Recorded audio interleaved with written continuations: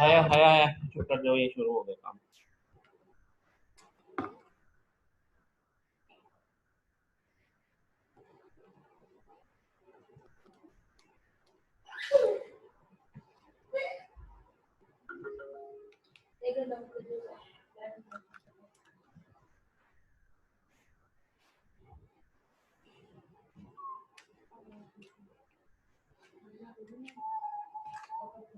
अस्सलाम वालेकुम रहमतुल्लाह।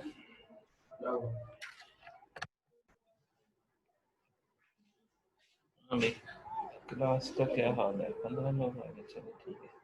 अच्छा जी, कल हम लोगों ने क्या किया था, कुछ याद है आप लोगों को?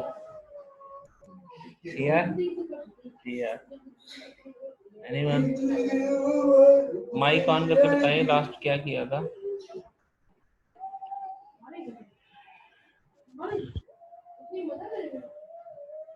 जी,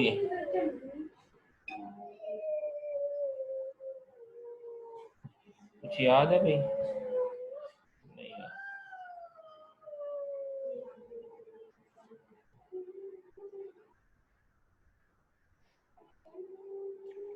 सर आपने वर्चुअल फंक्शन तक करवाया था और उसकी प्रैक्टिस करवाई थी कल। प्योर वर्चुअल फंक्शन किया था? तो वर्चुअल नहीं, वो नहीं किया था। प्योर वर्चुअल नहीं किया था, चले। अच्छा, अब ऐसे है, प्योर वर्चुअल फंक्शन जो है वो एक ऐसा फंक्शन है जिसकी बॉडी नहीं होती और उसको डिक्लेरेशन टाइप पे जो है ना वो जीरो से इनिशियलाइज करते हैं। प्योर वर्चुअल फंक्शन की बॉडी नहीं होती और डिक्लेरेशन टाइप पे जीरो से इनिशियलाइज करते हैं। और प्योर वर्चुअल फंक्शन जिस क्लास में हो वो क्लास एब्स्ट्रैक्ट बन जाती है। जिस क्लास में एक भी प्योर वर्चुअल फंक्शन हो वो क्या बन जाती है? Abstract class. और एब्स्ट्रैक्ट क्लास का ऑब्जेक्ट क्रिएट नहीं किया जा सकता, ठीक है। अब और फिर दूसरी बात ये है कि एब्स्ट्रैक्ट क्लास का अगर ऑब्जेक्ट नहीं बनेगा तो फिर उसका यूज क्या है? एब्स्ट्रैक्ट क्लास, एब्स्ट्रैक्ट का मतलब ही ये है कि जो एग्जिस्ट ना करे, यानी उसका सिर्फ उसमें फंक्शनैलिटी कुछ नहीं होती, सिर्फ एक मॉडल प्रोवाइड करता है क्लास का। और वो एक मॉडल है, एक स्टैंडर्ड है। अब जो भी उस एब्स्ट्रैक्ट क्लास को फॉलो करेगा उसके लिए लाजिम होगा कि वो उस एब्स्ट्रैक्ट क्लास के प्योर वर्चुअल फंक्शन को इम्प्लीमेंट करे या ओवरराइड करे। क्या करेगा? उनके लिए लाजिम है, जैसे अब इसकी मिसाल है, जैसे बोर्ड वालों ने एक स्टैंडर्ड बनाया होता है कि हम उस स्कूल को रजिस्टर्ड करेंगे जिसके अंदर जैसे उनकी लैब हो, प्लेग्राउंड हो, कैफेटेरिया हो। अदरवाइज जो है उसको वो रजिस्टर नहीं करेंगे, बोर्ड से रजिस्टर्ड नहीं होगा। इसका मतलब वो एक स्टैंडर्ड बना दिया। अब जिस स्कूल ने रजिस्ट्रेशन करवानी है बोर्ड से वो स्टैंडर्ड को फॉलो करेगा तब उसकी रजिस्ट्रेशन होगी। ऐसे ही जो क्लास एब्स्ट्रैक्ट क्लास को इनहेरिट करेगा उसके लिए लाजम है कि वो उसके अंदर प्योर वर्चुअल फंक्शन जो है उनको ओवरराइड करे। ओवरराइड मीन उनकी डेफिनेशन दे, ठीक है जी। तो अब जो इसका सिंटैक्स है प्योर वर्चुअल फंक्शन का, जैसे मैंने अभी बताया आपको कि वो उसकी बॉडी नहीं होती। ये देख लें, अब वर्चुअल फंक्शन क्या है? Type of virtual function that has no body is known as pure virtual function, ठीक है।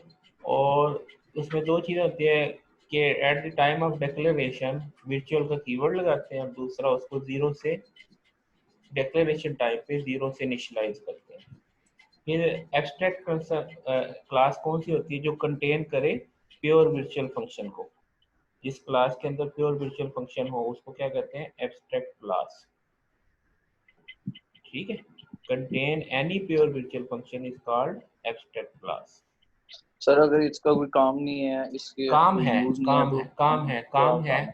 काम है इसका स्टैंडर्डाइजेशन। मसलन आप ये चाहते हैं कि फर्ज किया आपने एक क्लास बनाई कॉम्प्लेक्स नंबर की। अब कॉम्प्लेक्स में आप चाहते हैं कि 4 ऑपरेशन हो तो आप कोई नंबर डिफाइन कर सकते हैं। मसलन अब कॉम्प्लेक्स है, वेरी कॉम्प्लेक्स कर लें या एनहांस्ड कॉम्प्लेक्स कर लें। अब आपने कॉम्प्लेक्स का टेम्पलेट में बताया कि कॉम्प्लेक्स क्लास वो होगी जिसके अंदर लाजमी तौर पे जो है रियल और इमेजिनरी हो और साथ में उसके 4 ऑपरेशन भी हों, गेट ऐड कर सके, मल्टीप्लाई कर सके, डिवाइड कर सके, सब्ट्रैक्ट कर सके। तो अब अगर किसी ने एनहांस कॉम्प्लेक्स नंबर बनाना है, इसका मतलब उसके लिए लाजम है कि ये 4 ऑपरेशन तो लाजमी दे, उसमें रियल इमेजिनरी भी हो और कोई नई चीज़ भी अगर वो कोई और डायमेंशन डालना चाहे तो डाल दे। तो वो एक स्टैंडर्ड हो गया कि किसी भी कोई डाटा टाइप आप डिवाइस कर रहे हैं तो उसके लिए जो ज़रूरी चीज़ें हैं वो तो लाजिम करेगा, इसके अलावा एडिशनल कुछ और भी करना चाहे तो कर सके। अगर वो नहीं करेगा तो एरर आएगा। अब जैसे मैंने ये बताया कि अगर प्योर वर्चुअल आप एब्स्ट्रैक्ट क्लास को इनहेरिट करते हैं और उसके दिए हुए प्योर वर्चुअल फंक्शन को आप ओवरराइड नहीं करते तो एरर आएगा। अब जैसे यहाँ पे अभी एग्जांपल देखते हैं कि पेरेंट की क्लास है, इसमें ये एक प्योर वर्चुअल फंक्शन है। कैसे पता चला प्योर वर्चुअल फंक्शन है? क्योंकि ये 0 से इनिशियलाइज होता है, खाली, और इसकी बॉडी नहीं होती। ये दो चीज़ें हैं कि इसका मतलब प्योर वर्चुअल होने का मतलब ये है कि अब ये पेरेंट की क्लास एब्स्ट्रैक्ट क्लास है और एब्स्ट्रैक्ट क्लास का ऑब्जेक्ट नहीं क्रिएट किया जाता। तो ये सारी चीज़ें हम अभी वो एक्सपेरिमेंट भी करके देखेंगे। अब पेरेंट को चाइल्ड वन ने इनहेरिट किया तो इसने शो की डेफिनेशन दे दी, ठीक है। इसी तरीके से दूसरी क्लास चाइल्ड टू है, इसने भी पेरेंट को इनहेरिट किया, इसने भी शो की डेफिनेशन दे दी। अब यहाँ पे देखो पेरेंट का एक पॉइंटर बनाया और उस अरे बनाई दो की, पहले के अंदर चाइल्ड वन, दूसरे के अंदर चाइल्ड टू दे दिया, पॉइंटर 0 से शो किया। बेटा ये माइक बंद कर दें, ये किसका है जो डिस्टर्ब कर रहा है? ये भाई आप अपना माइक ऑफ कर दें। क्योंकि घर में बैठे होते हैं, इंटरप्शन तो होती है, लेकिन आपको खुद पता है कि अभी इंटरप्ट का टाइम है तो आप उस टाइम बंद कर दें, जब क्वेश्चन पूछना फिर ऑन करें। आपको ये मैंने अलाउ किया हुआ कि आप खुद से भी ऑन कर सकते हैं, ठीक है। तो जब आपको कोई क्वेश्चन की जरूरत हो तो आप माइक ऑन करके क्वेश्चन पूछ लेंगे। अब इसमें ये शो है, तो ये जो शो है इसके नतीजे में ये बिल्कुल वही पॉलीमॉर्फिज्म वाला कॉन्सेप्ट कि ये इस दोनों के नतीजे में चाइल्ड वन और चाइल्ड टू जो है वही आउटपुट आएगी। जैसे अगर आप इसकी आउटपुट देखिए तो यहाँ पे आउटपुट है child one class, child two class, ठीक है। अच्छा, अब इसमें प्योर वर्चुअल में यहाँ तक पहले इसको करते हैं, फिर इसके अंदर जो एम्बिग्युइटीज है उसको भी देखते हैं। यहाँ पे हमारे पास ये हमने एक क्लास बनाई, इसके अंदर वो वैसे ही है जैसे पहले आपने किया था, पेरेंट क्लास है, इसके अंदर एक डाटा मेंबर है, एक शो का फंक्शन है, फिर दूसरा जो है ये हमारे पास पब्लिक शो हो गया, ठीक है, दूसरी क्लास हो गई। और इसके अंदर आपने वैसे पेरेंट का ऑब्जेक्ट बनाए और पेरेंट को वो सारे काम किए। अब हम पहले देखते हैं कि इसको इसको मैं वर्चुअल बनाऊं शो को, तो उससे क्या होगा कि हमारे पास पॉलीमॉर्फिज्म इम्प्लीमेंट हो जाएगी।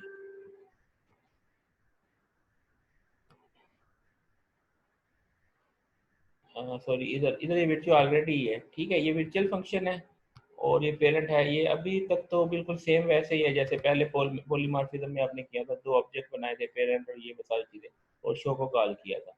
इसको मैं एक दफ़ा रन करके दिखा देता हूँ, फिर इसमें अल्ट्रेशन करते हैं। अभी वही देखें, वो पेरेंट आ रहा है, चाइल्ड वन और चाइल्ड टू आ रहा है, यही चीज़ें थी ना पहले, यहाँ तक आपने पिछली मरतबा कर लिया था। अब हम क्या करते हैं, अब इसको क्या बनाते हैं, प्योर वर्चुअल फंक्शन बनाते हैं।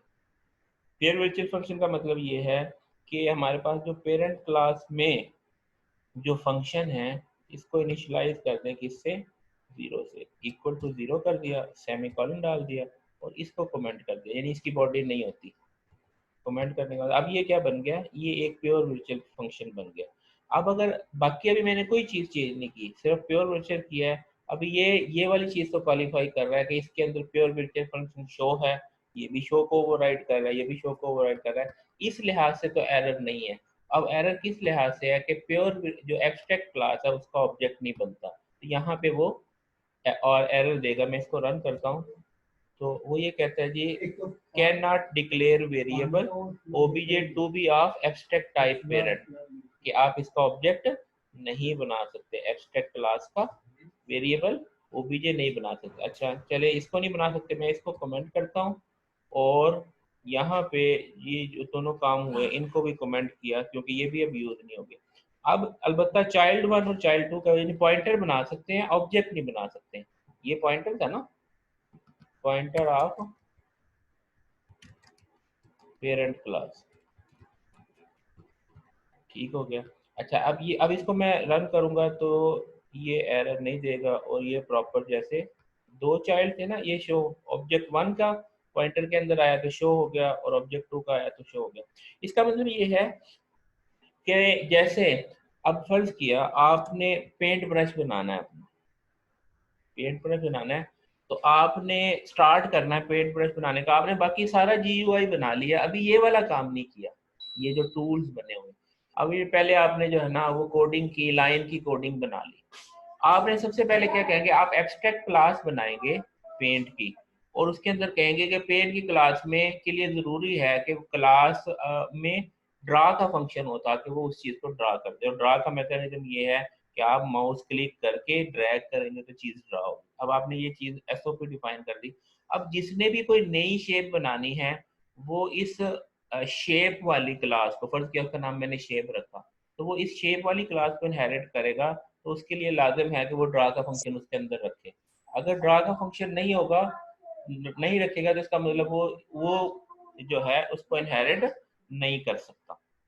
समझ आई बात की? तो इसका मतलब ये है कि आप वेरी फर्स्ट में कोई नया टूल बनाते हैं तो आप एब्स्ट्रैक्ट क्लास बना के काम तो शुरू कर सकते हैं और आहिस्ता आहिस्ता उसके अंदर फीचर डालते जाएं, तो उससे क्या होगा, उससे ये होगा कि आप उसको फर्दर आहिस्ता आहिस्ता एनहांस करते हैं। यानी एक शेप बनाई वो डाल दी, दूसरी को वो नई क्लास बनाई उसको इनहेरिट किया वो डाल दी, तीसरी को बनाया, तो इस तरीके से ये चीज़ आगे बढ़ती जाएगी।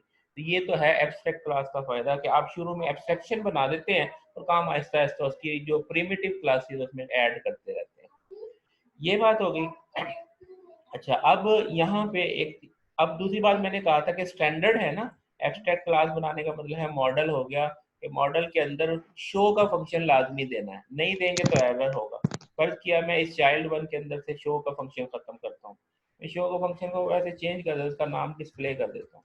अब शो तो नहीं है, शो तो नहीं है डिस्प्ले। अब मैं इसको रन करता हूँ तो वो एरर देगा, वो कहेगा जनाब ये आप चाइल्ड वन बना रहे हैं एब्स्ट्रैक्ट टाइप, इसमें जो ओबीजे है एक तो वो डिक्लेयर नहीं हो सकता, ठीक है, और दूसरा जो है इसका फंक्शन प्योर वर्चुअल फंक्शन जो है वो आपने following virtual function are pure within child, ये आपको लाजमी देना है। कौन से वाला? ये पेरेंट शो। समझ आई बात की? तो आपको ये लाजिम है कि आपको वो शो का फंक्शन जो प्योर वर्चुअल है वो हर क्लास में फिर जो भी इनहेरिट करेगा उसको देना लाजमी होगा। समझ आ गई बात की? यहाँ तक, यहाँ तक कोई क्वेश्चन है तो पूछ लें, इसको मैं दोबारा शो कर देता हूँ। अच्छा अब यहाँ यहाँ तक तो मसला ठीक हो गया। अब यहाँ पे एक और चीज जो है वो गड़बड़ वाली है कि फर्ज किया मैं इसके अंदर एक और क्लास बनाता हूँ, यहाँ तक कोई क्वेश्चन हो? क्यों भाई बच्चा? ओके,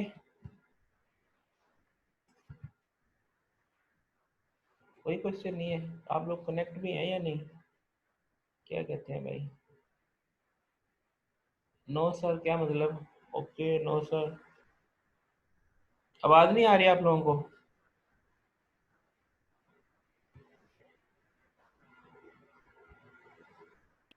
सर आ रही है आपकी आवाज।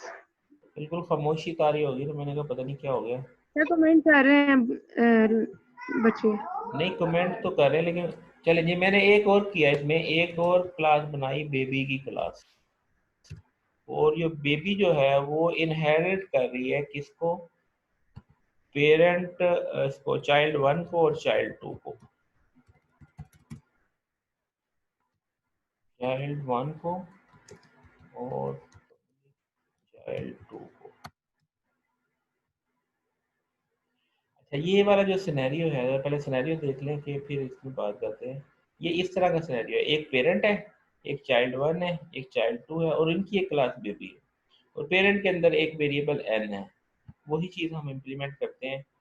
तो यहाँ पे हमने बनाया, ये प्रोटेक्टेड एक इंटीजर n पेरेंट पे रखा, इसका ये शो है, और फिर इनके जो पब्लिक चाइल्ड वन बना ली उसको पब्लिक किया, दूसरे को किया पब्लिक, और बेबी की क्लास बनाई जो क्या कर रहा है, इनहेरिट कर रही है चाइल्ड वन और चाइल्ड टू दोनों को। और इसके अंदर एक फंक्शन में शो की बजाय सेट का फंक्शन बना देता हूँ, और value of value of n, यहाँ पे कर देता हूँ जी n, यानी वो जो n की वैल्यू है वो शो करवाने का काम। अब मैं इसको चलाता हूँ, यहाँ पे मैं ये इन सारों को कमेंट करता हूँ क्योंकि इनका पर्पस पूरा हो गया। मैं बेबी क्लास का एक ऑब्जेक्ट बनाता हूँ obj, और obj डॉट सेट, ये चीज। अब मैं इसको रन करता हूँ तो यहाँ पे ये एरर दे रहा है। वो एरर क्या दे रहा है? Reference to n is ambiguous. क्या है? Reference to n is ambiguous, candidates in parameter n। अब ये एम्बिगुइटी क्या है? अब आपके ख्याल में एम्बिगुइटी क्या है? एम्बिगुइटी ये है कि आप यहाँ पे पेरेंट के अंदर एक वेरिएबल n है, ठीक है, और बेबी के अंदर एक फंक्शन सेट का है जो क्या करता है, n की वैल्यू को सेट भी कर रहा है, n की वैल्यू को मतलब 10 किया और उसको डिस्प्ले करवाया, n की वैल्यू को सेट भी कर रहा है और उसको डिस्प्ले भी करवा रहा है। अब मसला ये है कि इस बेबी के अंदर जो n वेरिएबल आ रहा है वो पेरेंट से आ रहा है, वो पेरेंट का चाइल्ड 1 के जरिए आ रहा है या चाइल्ड 2 के जरिए आ रहा है? यहाँ पे कंपाइलर कंफ्यूज है क्योंकि इसके पास n की 2 कॉपियां मिल रही हैं, एक थ्रू चाइल्ड 1, एक थ्रू चाइल्ड 2। तो यहाँ पे जो है वो एम्बिगिटी है। अब इस एम्बिगिटी को कैसे रिमूव किया जा सकता है? इसके लिए हमें क्या बनाना पड़ेगा? हमें वर्चुअल बेस क्लास बनाना पड़ेगी। क्या बनानी पड़ेगी? वर्चुअल बेस का, यानी इस चाइल्ड 1 और चाइल्ड 2 को अगर हम वर्चुअल बना दें, चाइल्ड 1 और चाइल्ड 2 को वर्चुअल बना दें तो उससे ये होगा कि इस बेबी के पास एक ही यूनिक कॉपी एन की आएगी, 2 डुप्लीकेट कॉपी नहीं आएगी। क्वेश्चन, ये प्रॉब्लम समझ में आ गया? और उसका अब सोल्यूशन देखते हैं। हमें क्या करना पड़ेगा? इनकी जो इनहेरिटेंस है वो क्या करना पड़ेगा? वर्चुअल करना पड़ेगा, यानी यहाँ पे जो इनहेरिट कर रहे हैं पेरेंट को, यहाँ पे वर्चुअल किया और यहाँ पे भी वर्चुअल किया, चाइल्ड 1 और चाइल्ड 2 दोनों को वर्चुअल किया। अब हम इसको रन करते हैं तो अब इसकी एम्बिग्युइटी रिमूव हो गई। Final override for virtual parent show in baby. अब इसमें वो क्या कह रहा है? शो का फंक्शन कह रहा है।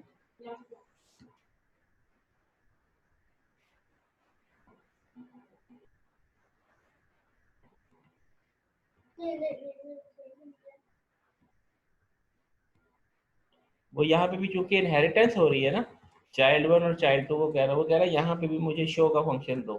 चलो मैं शो का फंक्शन दे देता हूँ, वाइड शो। ये वैसे अभी हमारे इससे कुछ लेना देना नहीं है, लेकिन मैं चलो इसकी डेफिनेशन दे देता हूँ ताकि अभी फॉर द टाइम भी इसको।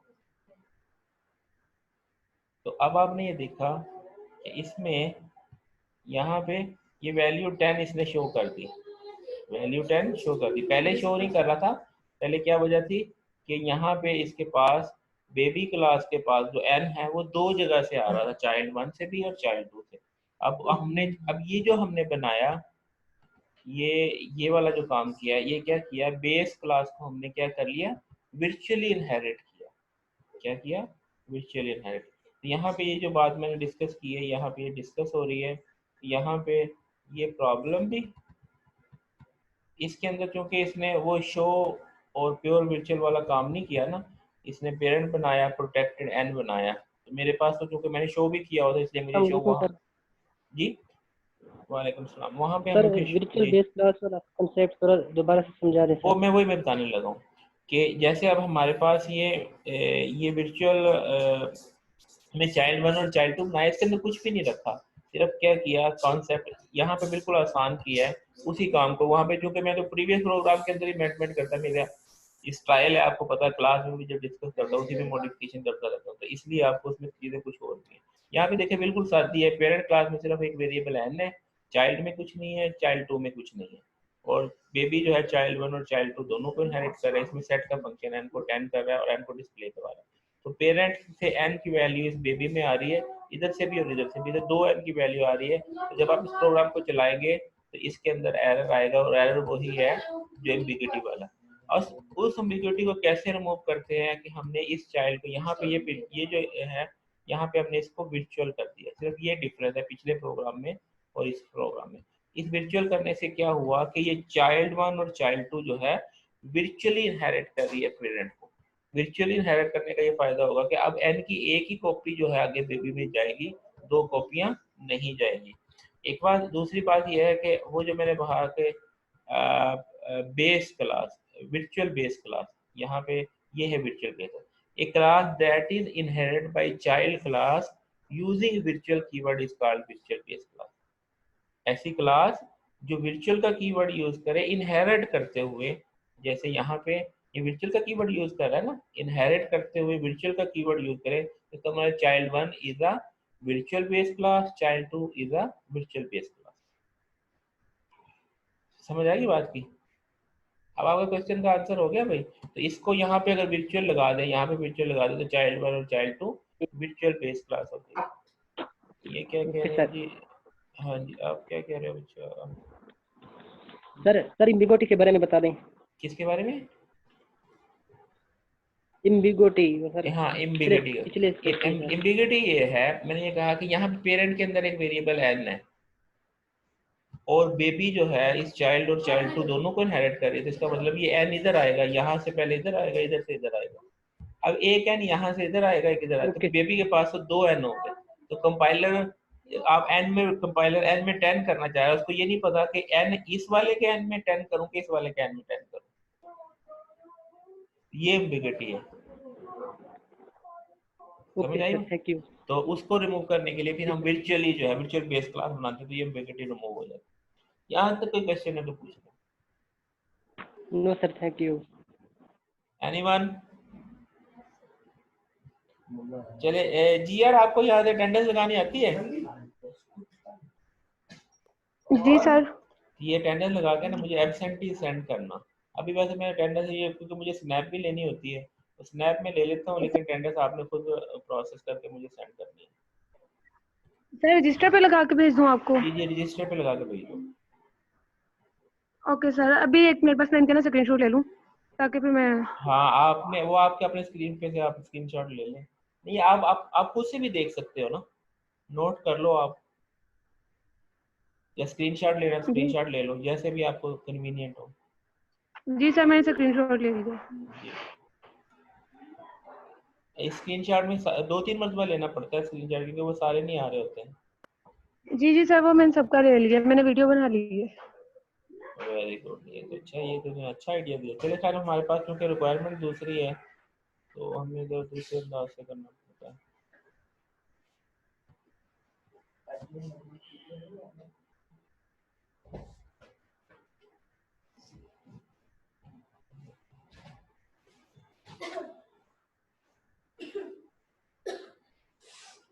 गर्मी लगी ना आयो।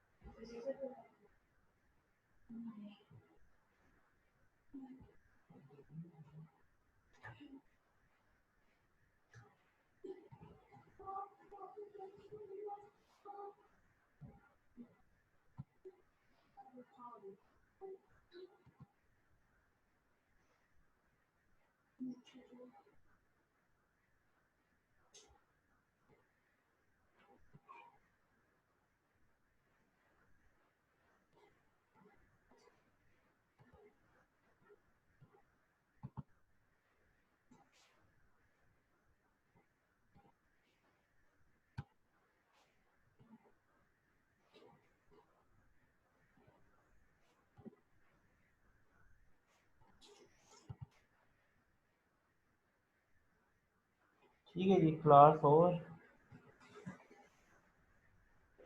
अस्सलाम वालेकुम सर।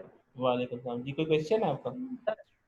जी सर आप पिछले लेक्चर में वर्चुअल फंक्शन की डेफिनेशन आपने बताई थी सर कि virtual means existing in effect but not in reality. तो सर अब इसमें प्योर वर्चुअल फंक्शन है सर, इसमें आपने बताया कि type of virtual function that has no body is known as pure virtual function. जो दो बातें हैं कि इसमें एक तो बॉडी नहीं होती, दूसरा इसको इनिशियलाइज करते हैं 0 के साथ। Okay sir. यही दो इसकी निशानी है कि एक इसकी बॉडी नहीं होती, दूसरा इसको 0 से इनिशियलाइज करते हैं। सर वर्चुअल में इनिशियलाइज नहीं किया जाता, ये वो वर्चुअल में इनिशियलाइज नहीं किया जाता। वर्चुअल की वजह से आपकी वो जो लेट बाइंडिंग या ऑटोमेटिक बाइंडिंग है ना, वो इम्प्लीमेंट होती है। अदरवाइज वो स्टैटिक बाइंडिंग की वजह से आपने देखा था पेरेंट ही दिखाता है, तो अब इसमें वो पेरेंट नहीं दिखाएगा जी। क्वेश्चन क्या आपका? Facing sound issue sir, Gaurav will join again. अभी मैं क्लास खत्म करने लगा हूँ बच्चा, ज्वाइन करने की जरूरत नहीं है, आप वीडियो देख लीजिएगा।